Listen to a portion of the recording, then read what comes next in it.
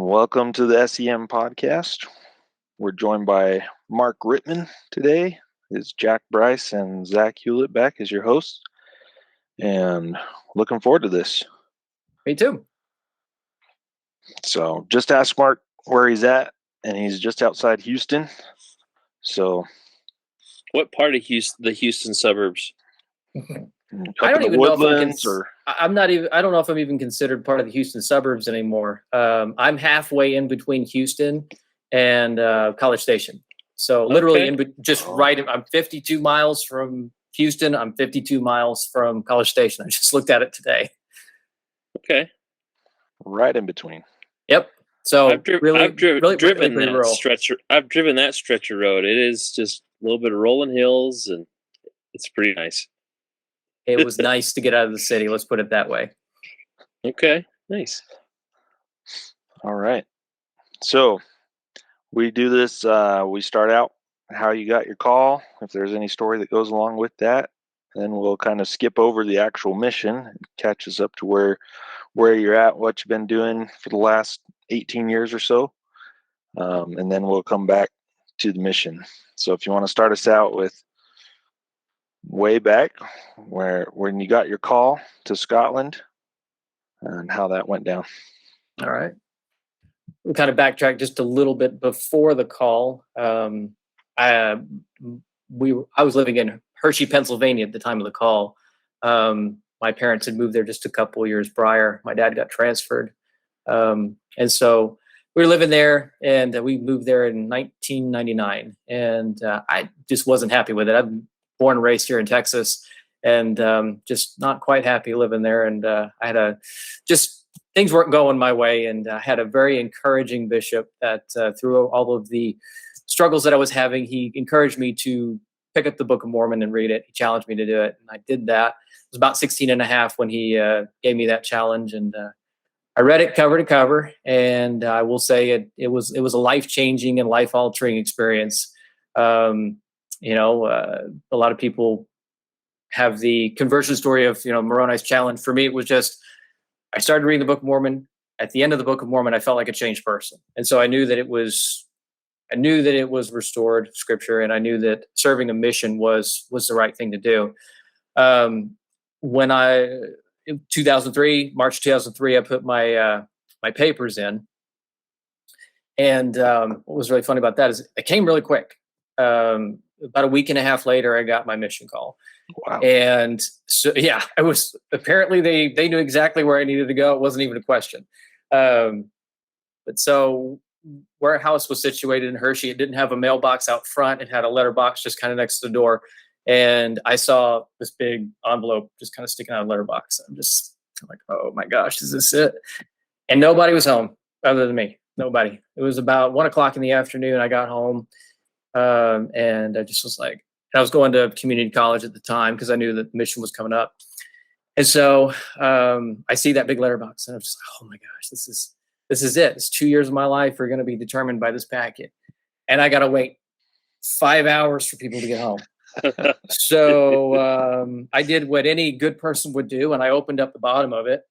And so I was able to peek in and look at where the area was I was going. I saw, oh, Scotland, great. So then I taped it back up. And probably about 45 minutes later, the guilt started to sink in a little bit. And so I called up my mom and said, hey, Mom, I already opened up my mission call. And she's like, don't worry about it. Okay, where are you going? You got to tell me. So I'm going to Scotland. And so, yeah, it's like one of the lottery. She's just, oh my gosh, that's so awesome. Okay, you got to do me a favor. You got to not tell your dad. And you got to now just make sure did you seal it up? I said, yeah, I typed it up. Okay, well, you got to act surprised when Dad gets home and you open up your mission call. So, okay, we can do that. And to this day, my dad does not know we did that. So it's been, 19 and a half years since this happened. It was April of 2003. I'm going to take this one to my grave. So yeah, we'll see if Dad ever listens to this. Sorry, Dad. Kept that secret for a long time. So it was exciting. It was dated April 1st, 2003. And so I was always like, hope this isn't a joke. I hope that this is not some sick April Fool's thing. And, you know, go into a neighboring state and like, yeah, anyway. Not that I wasn't, I told people, I said, hey, you know what, if I'm going to Alabama or if I'm going to Armenia, I don't care. I'm ready to just serve. But I was just always worried that April 1st is like, no. But anyway, so my report date was July 9th, 2003. And what was really funny about that was when I was supposed to get to the airport, I was leaving from Harrisburg, Pennsylvania, going to go to Chicago to Manchester. Like everybody does, they go to Chicago. But my flight was delayed by about 4 hours.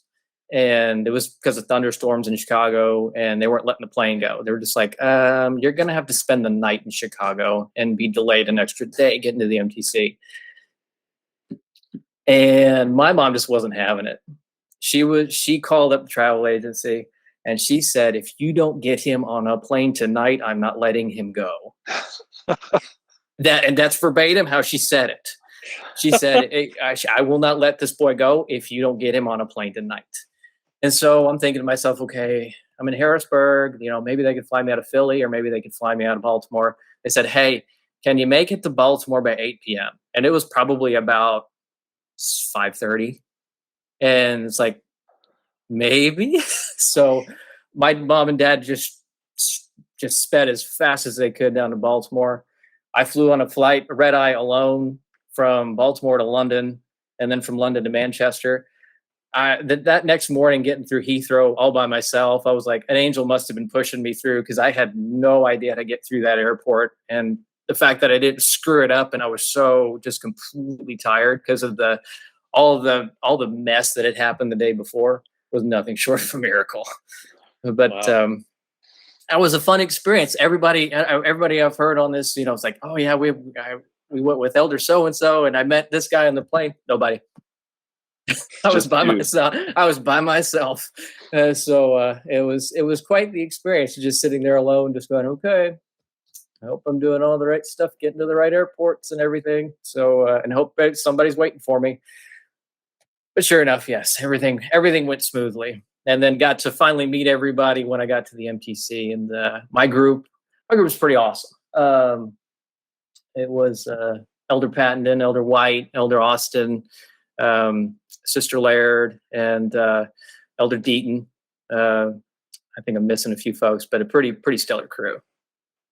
Cool. So, yeah, that is a great crew. Yeah, definitely. So, but yes, a little bit of craziness and chaos is followed from mission call to getting to the mission or getting to the MTC. So, but wouldn't have it any other way. Good thing you made it. Your mom let you go. She wouldn't have let me go if it had lasted another day. She wouldn't have. That was a crazy experience. So that's great. But yeah. All right. So skipping ahead, you got back, I'm guessing July, 2 years later. It was actually June because of the visa issues. And okay. So 2 years went out. Yeah, exactly. So got back in June of 2005. Was in Philadelphia at the time. Like I said, my parents moved to Philadelphia when I was on the mission. Literally in the MTC, they said, hey, we bought a house in Philly. I'm like, okay. So I gave a homecoming talk to a ward, never been in. Hey guys, it's great to be back here. You know. So yeah, I did that. But I lived in Philadelphia for 6 years, really loved it. I went to school out there. I went to small school, Westchester University, Pennsylvania. It's about 30 miles west of Philly. I met my wife there in 2007. She was going to music school out there. And we were both going to the same singles branch. And so we got married. Well, small enough to where when we got married, there was other two couples that were getting married. We actually disbanded the branch by doing that. So, oh my gosh. Yes, that is our claim to fame, is that we closed a branch because us and two other couples got married. So we got married in 2008. So we were dating for about a year, and then we got married in 2008 in the DC Temple. And our anniversary is coming up pretty soon. So we'll be married 14 years in a couple weeks. So pretty awesome milestone. We've known each other for 15 years. And so it's always like this, okay, how many years have we been married? Oh, okay. Known each other 15, only been married 14. Got 2 kids. I got a 4-year-old daughter and an 11-year-old son, and lived most of our married life here in Texas. And so a lot of it around Houston. So started up in Pennsylvania, realized it was too expensive for us to live up there, and decided that it would be better to be down here. So we've been here since 2011, and been loving it ever since. Parents live about 20 minutes away, and got a brother that lives about the same distance. So got family around. Your parents moved before you moved? Or? They moved back in 2008. They moved literally the year we got married, and they're just like, "Hey, you sure you don't want to get married in Houston?" Like, no, I get married in DC, man. So they had to. They moved in April of 2008, and so then they flew back for the wedding in August. And then a month later, they had Hurricane Ike hit here, and so thankfully my parents survived Hurricane Ike afterwards. But so it was quite the fun of coming back to Houston. Hey, guess what? We got hurricanes. But yeah, so they were back a few years before we were. Okay. And what do you do in Houston? I am an insurance claims adjuster. I'm a blood-sucking claims adjuster. One of those guys. Exactly. I've been doing that for about a decade now. I've done everything from dealing with little personal car accidents to now I work with commercial entities, working litigated cases and really high exposure ones. Like I deal with fatalities, and I deal with really complex issues, and usually working with attorneys. I'm not an attorney myself. I will gladly say I'm not, but I do work with a lot of attorneys and working on a lot of complex cases. I've got cases from Houston to Honolulu to Hartford. I mean, all over the place across the nation. So, but I work from home. So it gives me this nice little office setup that I have, as you see right here. But this is my little sanctuary. I've worked from home for the last 5 years. Did it before the pandemic, before it was cool. Yeah, trendsetter. That's right. Absolutely. So the Zoom and Google Meet thing is it's what I do all the time. Very good. Love it. Well, all right. We'll go back to the mission. If you want to start with the MTC, or you want to start your first area, whatever, we'll kind of go in timeline order. But I'll go a little bit with the MTC. That was fun meeting my group. I really enjoyed the group that I had with Elder White, Elder Pattenden, and Elder Deaton. I was actually companions with Elder Pattenden and Elder Deaton in the MTC, with both of them. And so that was a lot of fun to be with both of them. But one of my fondest memories of the MTC was that one night, I don't know why we did this, but we got all the elders together in our hallway, and we just sang "How Firm a Foundation." And one night we just decided that was what we were going to do. And so we sang it at the top of our lungs. And to this day, every time I hear hymn number 85 at church, that's all I can think about. So I will always look back on that with great fondness. But that's probably one of the only real memories I still have of the MTC, but just a fantastic one. We were President Sister Vriens' first MTC group. So we always kind of nicknamed ourselves the Chosen Ones. I think Elder Austin gave us that moniker.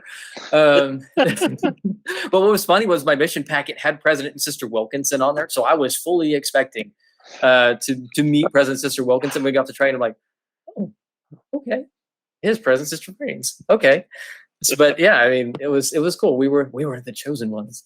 My first area was actually in Edinburgh. I was in the Granton area, and I think that got modified a little bit later after I was there. But I was on the western side of Edinburgh for about 4.5 months. My trainer was Elder Jeff Croshaw. Really cool guy, 6'5", and I'm pushing 5'10". So it was always this, when he tried to hug me, it was just kind of creeping over me. I'm like, I know I'm short, guys, leave me alone.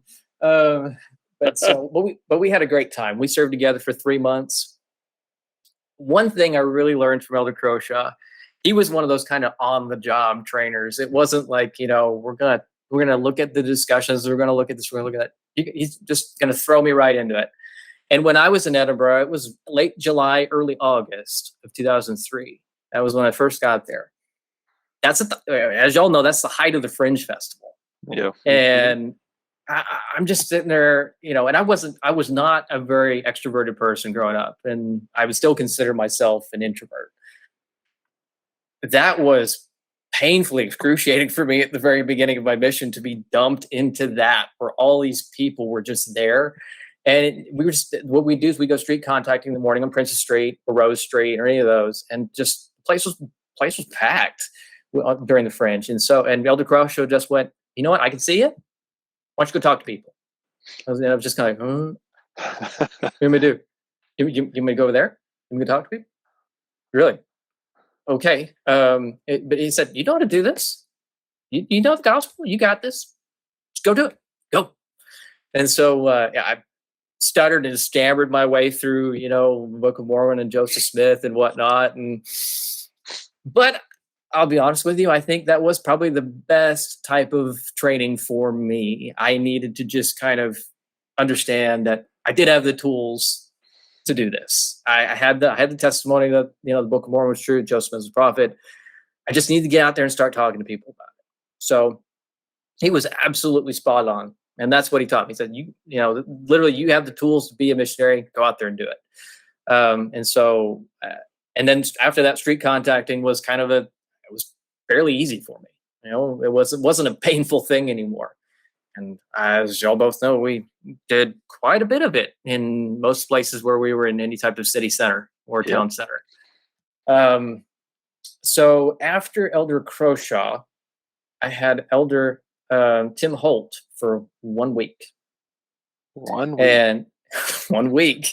And what was funny was I had a good learning moment with him within that 1 week, and I'm surprised I still remember it.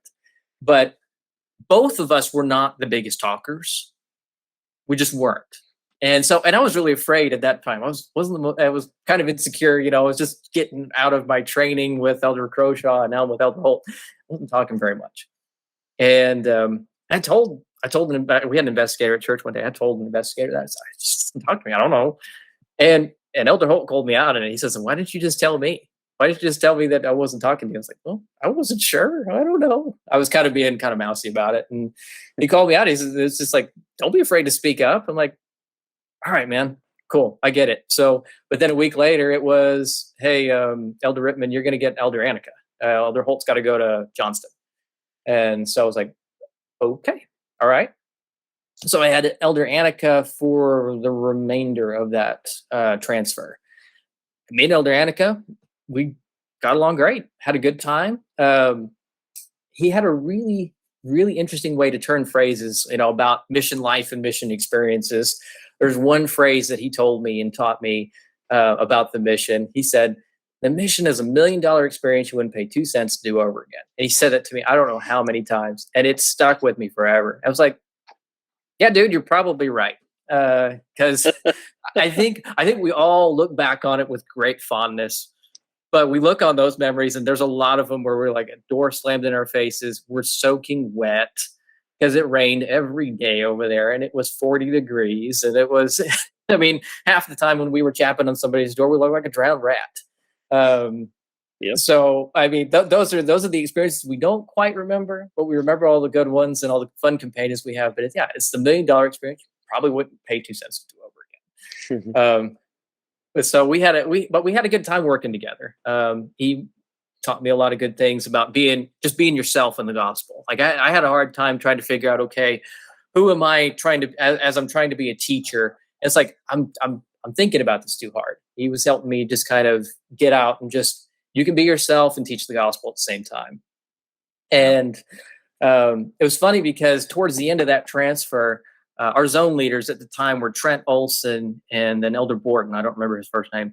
And Elder Borton got deported because his visa ran out. He tried to extend and his visa ran out. And so they kicked him out of the mission. And so Trent Olson was with us. We had our Edinburgh area and the Dalkeith area for a couple of weeks. And so we were alternating between our Edinburgh area and Dalkeith. So me, Elder Olson, and Elder Annika. And then when that transfer was up, they got that all sorted out. But then I was with another tripanionship, me, Elder Annika, and Elder Alger. And that lasted for a week. It was me, Elder Annika, and Elder Alger. I know Elder Alger was on a couple of weeks ago, and he said we were for 6 weeks. I'm like, I checked my records, and we were only together for a week. I'm glad he had such a great time with me, but it was only 1 week. But those two were a blast to be together with for even just that balance of the time. Those guys were awesome. But once again, both of them were just that. Be yourself in the gospel. You can share your testimony, and it's even better when you're more authentic about it and you share it with your own personality. But after that 1 week, I got moved to Falkirk. So I spent only 5 weeks in Falkirk, and I was with Elder Hanks. And I wish I could have spent a little more time with him, just because he's a good guy. And the one thing I remember about him is that he was just very dependable. He was always there. We weren't ever really late for appointments or anything like that. Just really taught me just that dependability factor about, do what you say you're going to do. But it was just such a quick in and out in Falkirk. So 5 weeks there. Then after that, I went to Perth, spent 3 months in Perth.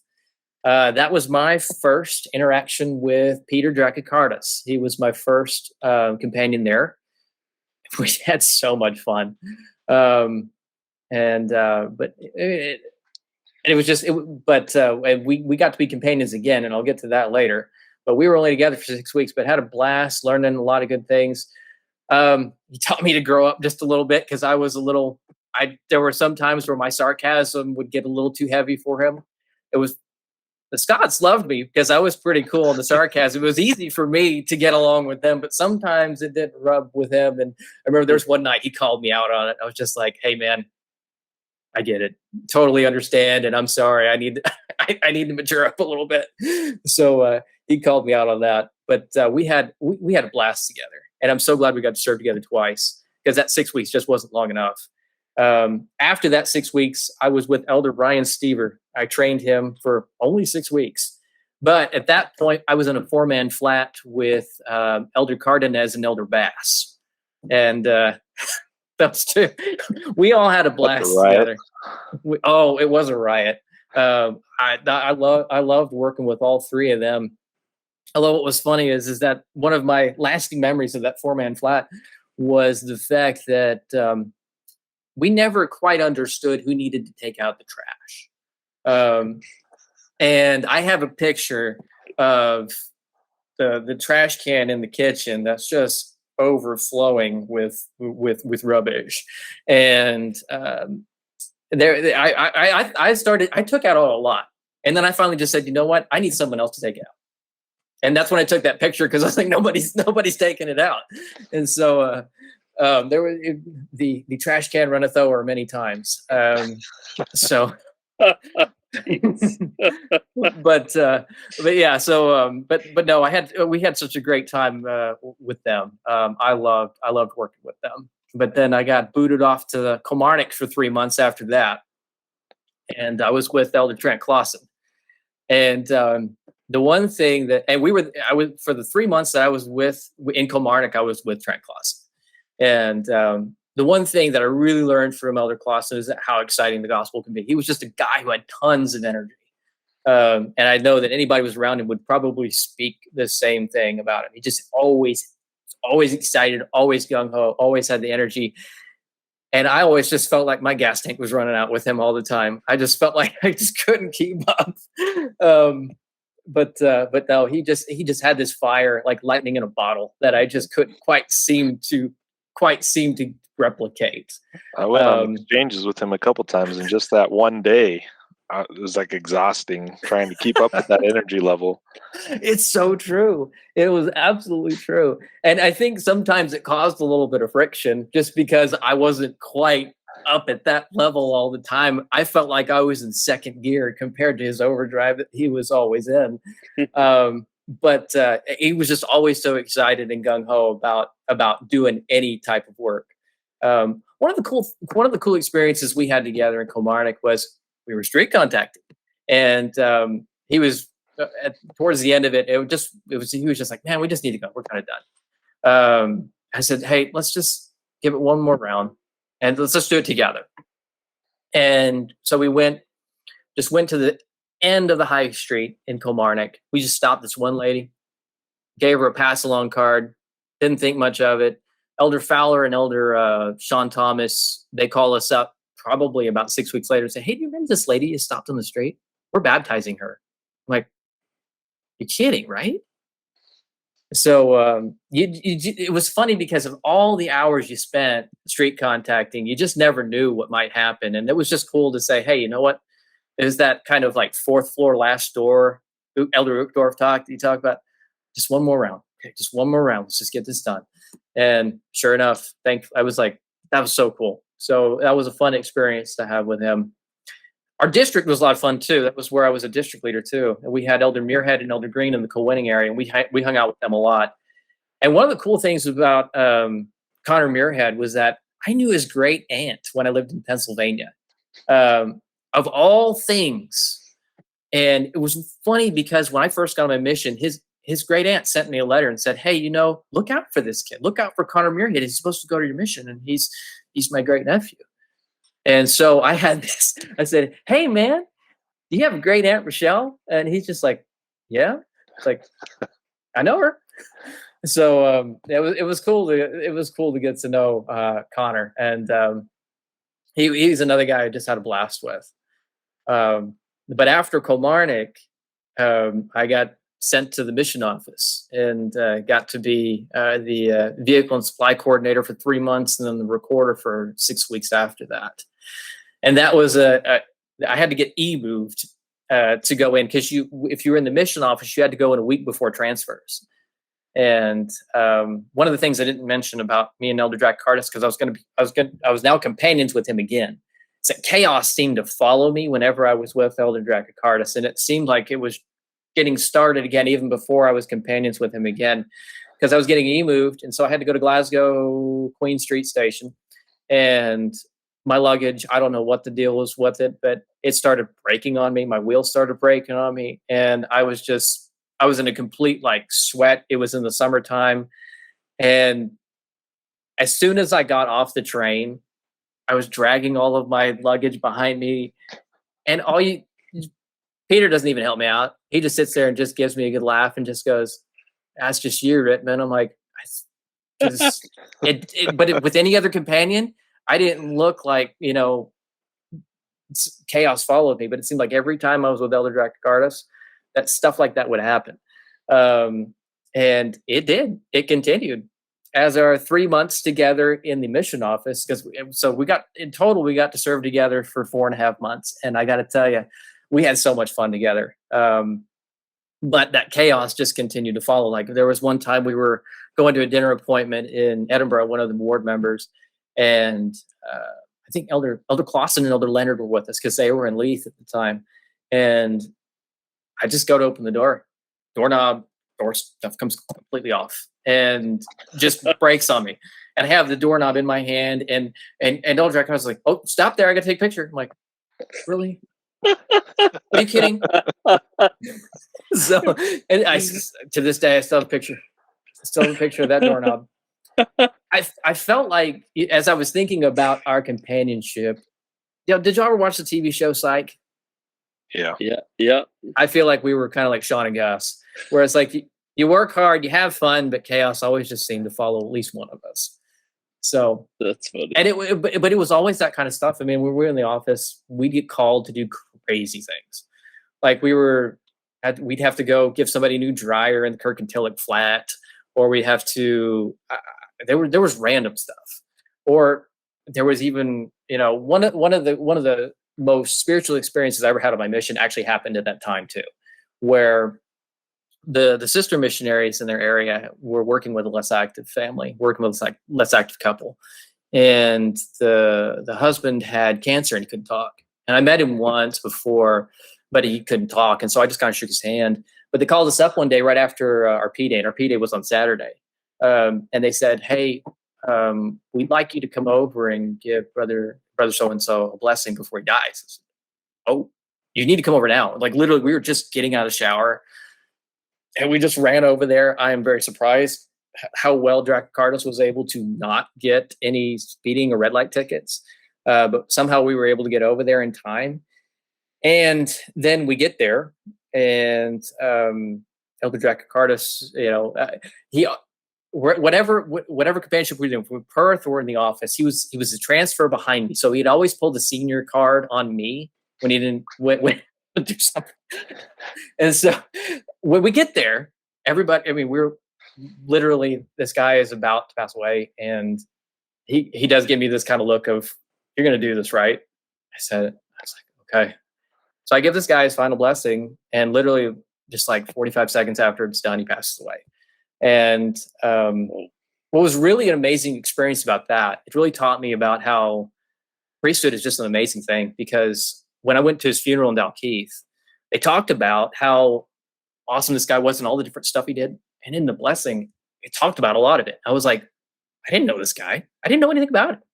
And yet, it's an amazing spiritual experience that you have, and being able to kind of see into a person just briefly for a moment. And it was a big testimony builder to me, of just the power of the priesthood and what a miracle it is in our lives. So I still look back on that one to this day. That's one of the most impactful experiences I had in my mission. But like I said, with me and Elder Cardis, we had a lot of fun, but we worked hard together too. I remember there was one night too, when I was in the office. I was looking at, I don't know why I was on Elder Cardis' computer, because there were the two levels. There was the downstairs for the recorder, and then there was the upstairs for the vehicle and supply coordinator, where I was at the time with Elder Cardis. I was downstairs on his computer looking at something, and I don't know how I remember this guy's address, because this was technically when I was a newbie in Edinburgh, when I was a greenie. I'd met this guy from the sisters area, but I remembered his address, and I looked at the street, and it was 44 Duff Street, and it was hey, you need to go over and see Terry. I'm like, does he remember me? And so I went to Elder Cardis and said, hey, we need to go here. And so we packed up and we went into the van, and we went over there and buzzed his number, and he's like, I can't believe you guys are here. He said, I've got a friend who's dying right now, and I was praying for somebody. And I was just like, holy cow, man. So nothing really came much of it after that. I mean, but it was just this really, once again, another cool experience of you just never know what the Spirit is trying to tell you or trying to tell somebody else. I mean, this guy had a lot of different opportunities, and I hope it worked out for him in the end. But once again, it was one of those just, wow, you just never know what promptings of the Spirit can give you. And don't ever quash them either, no matter how ridiculous they sound. Because I was just looking at the computer. It's like, this is where Terry lives. You should go see him. Oh, okay. But yeah. And then, so after Elder Cardis, after our 3 months of fun, I had Elder Drummond for 6 weeks, and he was just as fun as Peter Cardis was. We had a lot of fun. We worked hard. But it's funny, when I look back on some of the mission on the office stuff, it's like you work really hard, and you're in the office constantly. You're calling people for their media referrals, or, hey, Rittman, where's my post? That was always a fun one. I'm sure nobody ever did that to you. Come on. Yeah, nobody ever asked me where their post was. Though there were a few that knew to push my buttons that way too. And Elder Vertigan, I'm calling you out on that. So if you're ever on this podcast, I'm calling you out on that. You used to do it to me all the time. So, but anyway, so yeah, I had Elder Drummond and that's when I became the mission recorder, was with Elder Drummond. And so that's when I started calling people for the media referrals and recording baptisms and stuff. And so it was interesting to get into that type of, work, because after my mission, I've been every version of a clerk you could think of. I was a branch clerk. I was a ward clerk. I was a financial clerk. I was a membership clerk. The clerk thing has always followed me ever since. And I know it will come back later. I've always said, I just need to have the state clerk thing in my bucket and I'm going to be done.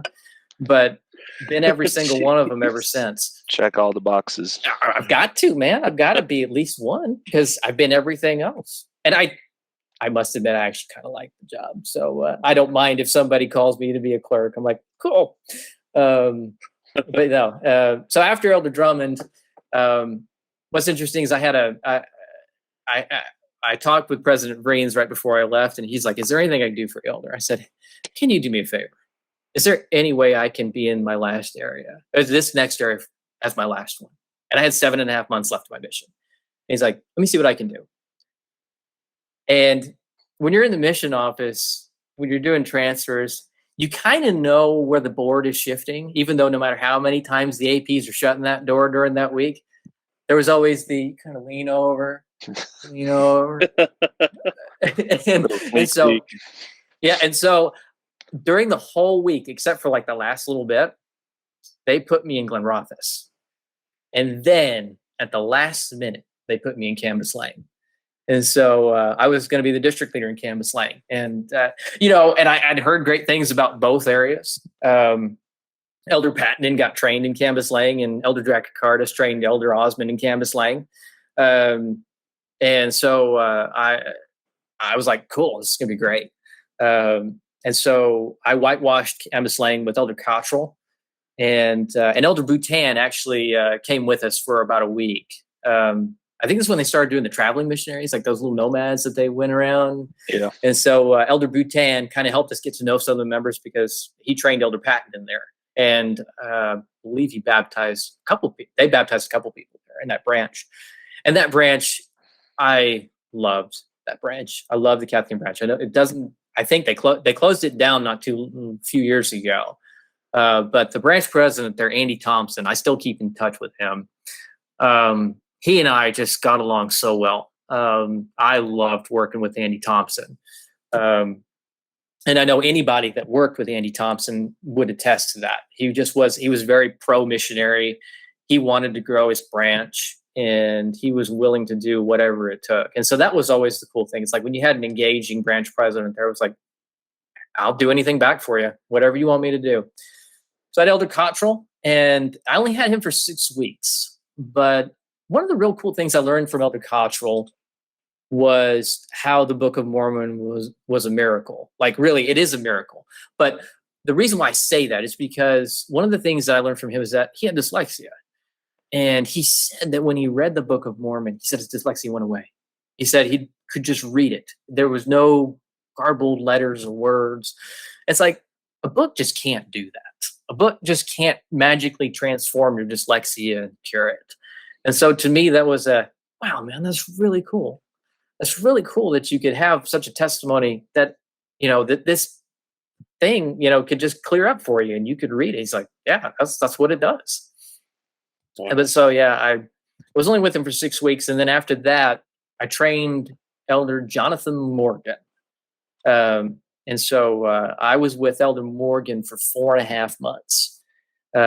So, yeah, I got to be with him for quite some time.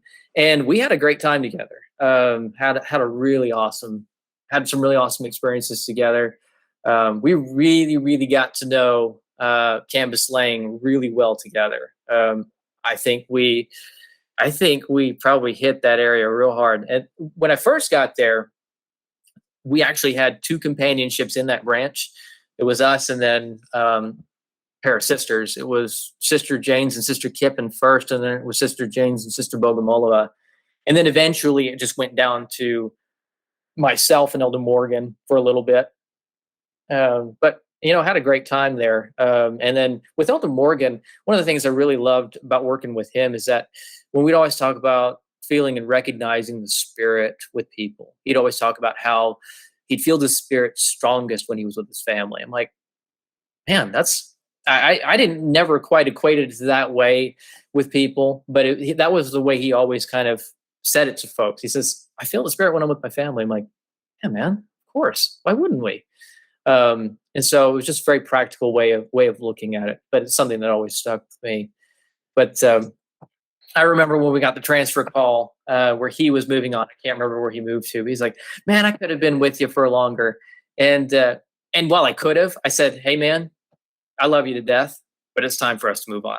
I said, it's been great working with you, but now it's time for you to get to know other people and get to know other areas and to branch out. So I said, we'll keep in touch, buddy. But we had a fantastic time. But my last 6 weeks of my mission was with Elder K. Schmidt. And my last 6 weeks, I was really pushing hard. I was actually very scared about pulling back. I didn't want to do that. I was really, really, really self-conscious about, man, if I even wake up at 6:35, I'm going to start getting lazy, and I don't want to do that. And thankfully, Elder Schmidt was okay with that, because I think I was a little bit neurotic about it. But what was also I had a problem with there too was that I had gotten this really bad sinus infection, and I get them real bad just with allergies and pollen, and so I'd get these really awful migraines in the middle of the day, and so I had to even just take like a longer snooze during the afternoon after lunch, and I was just like, I got to keep working, and so they'd see me kind of like with these red eyes and this sniffle, like, hey guys, how's everything? But I was like, no, I'm not having it. I gotta keep pushing. And thankfully it cleared up before the end of the transfer. But one of the cool things that I liked about working with Elder Schmidt was that right before he got there, I tracked it into Elder Morgan and I tracked it into a French-speaking African family. And I was just like, I took 2 years of French in high school, but it literally was hey, you know what? Can I have a crepe, please? It's not like I could teach any method of the gospel with them with the French I knew. Well, I had felt, it was funny because in the office, I had this supply room of everything I could think of. And there was a French triple. And I really felt like I just needed to take it, like buy it, obviously. And I bought it. But I was like, I don't know what I'm going to do with this thing. And then when Elder Schmidt got there, he's like, oh, I took French immersion because, I'm from Alberta. I'm like, really? Well, I need you to go with me. And I said, well, hey, let me get you this. I got this French triple. He's like, where'd you get this? It's in the office. I got it in the office. And so it was really cool that, specific people are supposed to be in specific areas at specific times. Because if he hadn't been there, I couldn't have pushed through with them, couldn't have done anything. And I don't know what the end result was there, just because it was such a short time, but it was I really needed Elder Schmidt there so that he could kind of help, talk to those people. Yeah. And so I was grateful to work with him anyway. We had a fun time. And was sad to leave him when I left, but it was all right, guys, I've done my time. And me and Elder Cook went back to the mission home in a little Vauxhall Corsa that was all packed up and packed to the brim. I was very surprised we were actually able to pack that Corsa as high to the brim as we did with luggage. I'm surprised it didn't scrape to the bottom of the M8 or the M9, whichever one it was, getting back to Edinburgh. But it is amazing what you can fit in those little cars. Surprising that probably you and Elder Hewlett and Elder Peterson and Elder Croshaw could even fit in those little things, is because I felt cramped in a Corsa, let alone one of y'all. But but it was interesting. I still remember that ride back to the mission office after we were both done at the same time, because we both talked about just we felt like we had done the best we could do. And we felt like there were no regrets and nothing that was going to stop us, and nothing we felt like we hadn't done. And then as well, because obviously I went home not with my MTC group, because I was going home, transfer early. So I was going home with Elder Cook, Elder Anderton, and Elder Nielsen. And we all went up to Pratt's Hill that night. And when we went up to Pratt's Hill, we all just had this, guys, we've done what we came here to do. We had this just sense of peace as we were walking down Pratt's Hill, as we were done reporting. It was just such an amazing experience. It just what Elder Cook and I were talking about in the car. It was hey, we busted our butts. We did as best as we could do. And I'm going away going, guys, I may have not been the greatest of missionaries, but I did as best I could do. And so that was such a fantastic feeling going home. Yeah, that's great. Yeah. So do you have any specific memories about the Vrienses? I've got quite a few because I was in Edinburgh for 9 months. You were close to them there. Well, and then when you're in the mission office, it's like you never leave them. So, but it was great. I mean, I'm trying to think here. There was Sister Vriens was a bit of a prankster, and we pulled a couple of them. We did a few on her, and then we pulled a few on the Lemons together. And so when I first got to the office, one of the things that Elder Dracacardis and I were tasked to do was we needed to go find a flat in Leith, because we were going to give that area away from the office elders to some full-time elders, so that they could full-time proselyting is what I guess I'd say, is so that, because that area was untapped for a long time. That had been the office elders area for a long time. And so we were going to swap some areas with them. So we needed to go find a flat for him. So we found the flat. And then, I know, obviously, Zach, you work in real estate, so you always get those little care packages when people buy a home. And so the real estate agent who let the flat out to us, they had, a care package, and they had like a couple bottles of wine and stuff like that. So me and Elder Dracacardis were just kind of thinking to ourselves, what do we do with this? Okay, I got an idea. So we went back to the mission home, and we walk into the mission home, and Sister Vriens is washing dishes. So we go into the kitchen. I just say, Sister Vriens, I know you've been working hard, you had a hard day. I think you need this. And she just busts out laughing. She has that big boisterous laugh. Oh, so funny. But then she goes, okay, elders, yes, we need to do something for Elder Lemon. We need to prank him with this. And so she was the one that actually did this. She wrote a little note, put a little sticky note on the bottle, and says, "We know you've worked really hard, Elder Lemon, and you deserve this." It was something along those lines. And she sticks it in his file cabinet in his office. And I think it was the next, because he went in that file cabinet all the time. And you just, what the? And everybody on the other side's just giggling. And these are silly little things, but obviously when days are as hard as we've got it, any little laugh is worth it. And that was, so Sister Vriens had quite the fun prank flair to her. But her laugh was infectious. And that boisterous laugh was just so awesome. And every so often we'd have lunch with them after church. And there was one time, I don't know what was said, but she just broke down laughing, just so high pitched. Oh, it's so funny. And President Vriens just looks at her, puts his, does face palm, and just goes, "Elder, she has no quiet dignity." just gives up. To this day, I see that face palm of, "She just has no quiet dignity." Because he hammered that into us for the whole duration of our missions. Quiet dignity, elders, quiet dignity. Yeah, it was either quiet dignity or the IBM look. Okay, how many did both of you have striped ties, or was I the only one that had like one?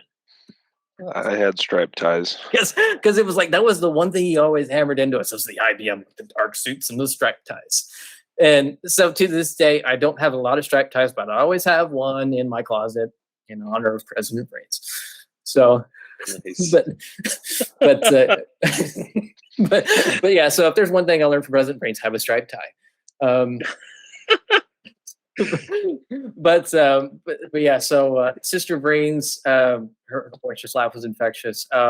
There was also, it kind of digressed a little bit, but I got to know Elder Lemon really well when I was in the office too. And we played some hard jokes on some missionaries who were overspending on their accounts.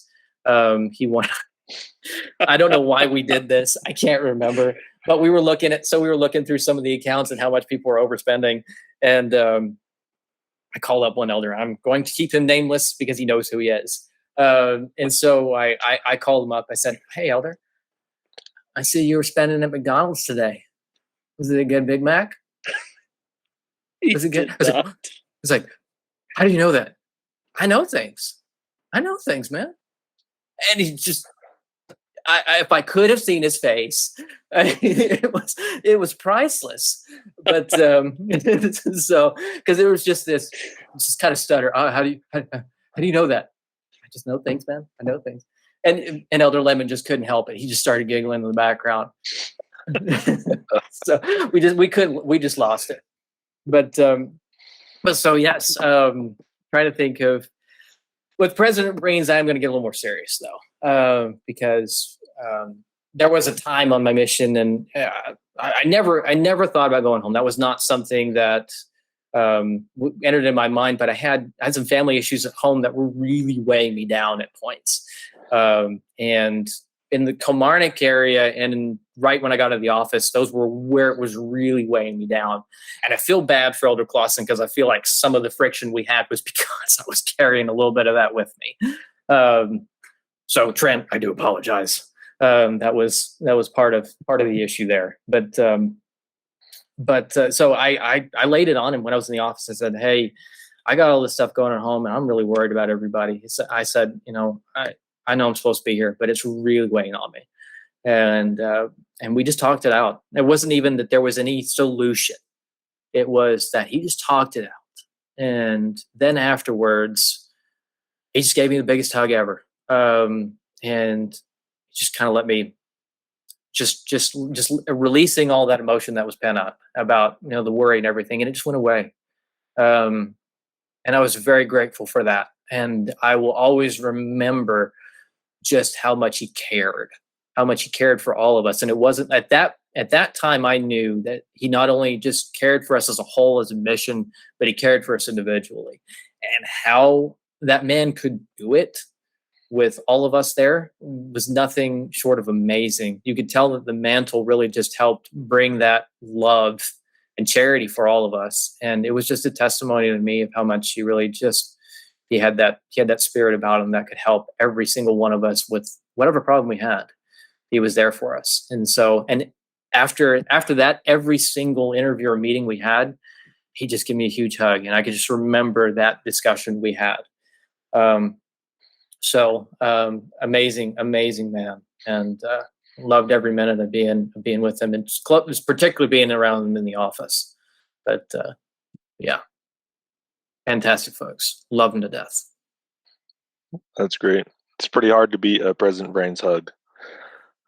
Well, especially since he's a taller guy too. I mean, it's like I felt like I was getting smothered by a bunch of y'all with how tall you were. I mean, I was grateful to have Elder Dracicardis for 4.5 months since he was shorter than me. And I'm sorry, Pete, to call you out on that, but I had to have somebody that was a little shorter. I guess it was me, Elder Osmond, and Elder Dracicardis. That probably took the lower end of the height chain, because there were so many of y'all. I was just like, does everybody have to be this tall? Oh man, it's too funny. That's good. great. Good times. Good times. Absolutely. Well, as we're continuing to reminisce and talking about all the great people that you've already mentioned, is there anyone else that comes to mind as far as future guests that you'd like to see on here, or anyone else? Anyone you want to call out or shout out? I'm kind of miffed that I'm the first of my group, I think, to come on here. I don't think, because my MTC group is Simon White and Chris Pattenden and Nathan Austin, Michael Deaton. I'm like kind of disappointed that I'm the first one. It's like, guys, y'all need to get on this thing. Come on, it's fun. You have contact with them? You know what? I think I've had brief Facebook contact with Pattenden and White, but it's been a couple of years probably since that's happened. Y'all, if y'all are listening Austin to trained this, me, so I'd love to get back in contact with him. Right?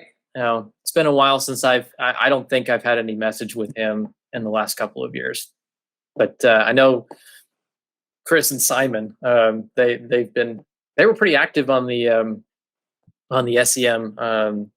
Facebook page for some time. But I'm calling y'all all out. Come on, guys, get on this podcast because I want to hear from y'all. But no, any of my old companions. I mean, it's like I'd love to hear from y'all too. Any of you, Morgan, Schmidt, Dracicardis, Drummond, any of you. Come on, guys. This is fun. Yeah, we've been having a real good time with it. It's Ah. we remember the $1 million experiences better than the hours of chapping that we did. Rather than the 2-cent experiences. Yeah. Yes. So this has been great. And there were quite a few of those. And I mean, but we all have them. It's like, you kind of like, I know when I started my mission, I had the hardest time just even staying awake because I was not used to walking as much as I did. And if I had car areas, I was the navigator. I never had a driver's license. So Perth and the office were my only car areas. But because people liked me so much, just because I could map out something in my head. It's like, oh yeah, it's over here, it's over here, it's over here. I still remember some of my flat addresses. And so they're just like, hey man, you just sit in the shotgun and you tell us what to do. I'm like, all right, that's fine. And President Vriens never asked me to get a driver's license. So I thought that was a prerequisite for being an office elder. I thought so too. But apparently it wasn't, because I got Elder Dracicardis and Elder Drummond. And so I was just like, okay, well, y'all are English and you get to do whatever you can drive. But they always were asking me where to go anyway, because I knew Edinburgh better than they did. So I was like, all right, you go here. Watch out for this road. Don't go down there. But yeah, so that was always fun. But I just remember at the beginning of my mission how tired I was always so tired. But then everybody always had their space heaters on. Like it was like the temperature of the bottom of the space shuttle after reentry. You're just like, I'm so freaking hot right now, and I'm falling asleep. And so it was awful. I had to really get used to that, because growing up in Texas, AC is our best friend. And I'm like, I get no air circulation and it's so hot in this room. Oh man, that's too funny. Yep. Well, just to reassure you, we have heard from Elder Pattenden. He's a future opportunity. He's just got a lot on his plate right now, but we will certainly get him on there. Well, I know Chris has quite a few priorities, and yeah, we get that. So we'll give you a pass, Chris, but the rest of you, get on it. Absolutely. Well, good. Any something we've been asking people is about the transition to preach my gospel. Oh yeah. Because half of my mission was the Purple Dragon, and half my mission was preach my gospel. So yes, I called it the Purple Dragon. And so, but even though we had the Purple Handbook at the beginning, it was still Teach by the Spirit. By the time I got there, it was Teach by the Spirit. But I just remember when I first got because I was in the office, I got the preliminary copy of the Preach My Gospel before it even got distributed. President Vriens let us look at it and study it. I was just like, man, where has this been? I thought it was a very eye-opening. It was like, this makes sense. This makes sense with the way we're trying to teach by the Spirit. It spoke to me. And I still, whenever I look at a Preach My Gospel, whether it be on my phone or whether it be, the actual Preach My Gospel I still have sitting in my bookshelf, this was a powerful tool that was very much needed when it came out. But I was never in the Purple Handbook. They always had the role plays and other things that I can't say that I was so happy about doing in any kind of zone conference. I never liked doing any of those, and I still to this day it still makes me cringe. So whenever I've had callings where I've had to talk about missionary work or anything like that, I'm like, I don't want to do role plays. And please don't make me do role plays with anyone, because I just remember how excruciating it was for me. And thankfully, as you look through Preach My Gospel, I'm like, I don't see any role play sections in here. Oh, I'm done. The introvert in me can be satisfied.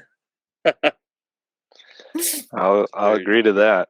But no, it was definitely, you could tell that there were there were men of God, women of God that were inspired to redevelop the way in which we preach the gospel. And you can.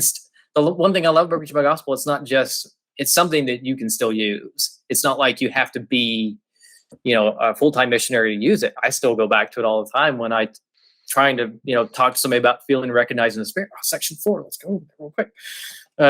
So it's very practical. Obviously, there are some sections that are more applicable to full-time missionaries, but like the truths of the Book of Mormon.